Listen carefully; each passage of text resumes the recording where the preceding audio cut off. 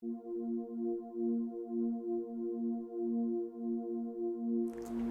evening, tNCC.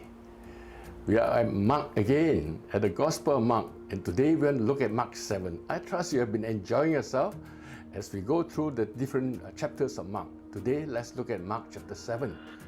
The question that we want to ask is, what is clean and unclean? How does one's hands become clean?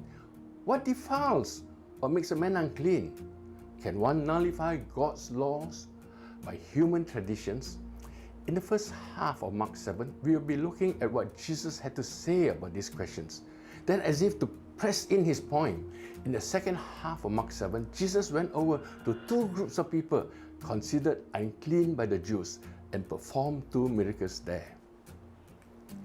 It all started with the Pharisees and the teachers of the law who had come from Jerusalem to Galilee. Then they noticed that some of Jesus' disciples did not wash their hands in the traditionally prescribed manner. You know, they have a way to wash their hands, a procedure to follow. And so because of this, the Pharisees confronted Jesus about it. But Jesus' reply to them was caustic. He quoted Isaiah, which stated that the people worship God with their lips, but their hearts were far from Him. In fact, he said, you have let go of the commands of God and are holding on to human traditions. Jesus went on to explain. He said the law is clear. Honor your father and mother. And anyone who curses his father or mother will be put to death. But you know, the Jews have a tradition that they can declare something as Corban, which means dedicated to God. And the Jewish leaders make a ruling that if anyone declared as Corban what might be used to help their parents, then they can't use those things to help their parents. So Jesus clearly stated, thus you nullify the word of God by your tradition that you have handed down. And this, Jesus said, is not the only example. Then Jesus went on to say something more. He said, nothing outside a person can defile them by going into them. Rather, it is what comes out of a person that defiles them. Now, this confused the disciples. So they asked Jesus to explain what he meant. So Jesus explained that whatever they eat goes into their stomach and then is passed out. So how can it defile a person? Mark noted that in saying this, Jesus declared all foods as clean. And Jesus went further to explain, what comes out of a person is what defiles them. For it is from within a person's heart that evil thoughts come. Now you count, there are 12 things that Jesus said that. The sexual immorality comes from inside your heart.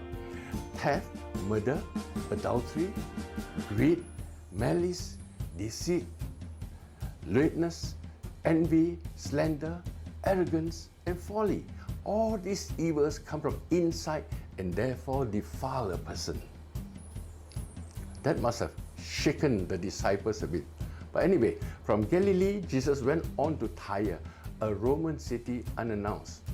But a Syrophoenician woman, a Gentile woman, came to him and begged him to drive out the demon from her daughter. The verbal exchange that is very instructive. Jesus told her he first had to feed the children, the people of Israel that he come to. And this is not right to take the children's food and throw it to the dogs. But the woman quickly replied, the dogs under the table also eat the children's crumbs. Jesus was so impressed by her faith and told her that the demon had already left her daughter. Then Jesus traveled from Tyre to Sidon, then to Decapolis, again another Gentile and pagan place. Now remember the man possessed by the legion of demons and how in casting them out, 2,000 pigs were drowned in the Sea of Galilee. The people there at Decapolis brought a deaf and dumb man before Jesus. Jesus did a demo of sorts, I don't know why he did that. He stuck his fingers into the man's ears, spit and touched his tongue, and then he looked to heaven and with a sigh and said, Ephphatha, which means be open. And the man's ears were open, and he began to speak normally. The people were amazed and said, he has done everything well. Now let's go to the questions. Jesus challenged the Jewish understanding of defilement. How does what Jesus taught about what comes from a person that defiles a person challenge your understanding of defilement and also of purity of yourself?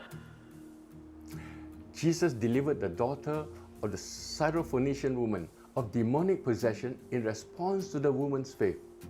Can you think? How did she demonstrate her faith? What lessons can you learn here for yourself about faith? Number 3, Jesus miraculously made a deaf and dumb man hear and talk. The people around were amazed. The Gentiles spoke a gospel truth. He has done everything well. In what ways do you think Jesus has done everything well from this miracle and also from your own life? I trust you have a great discussion together. Lord bless you. Have a blessed time together.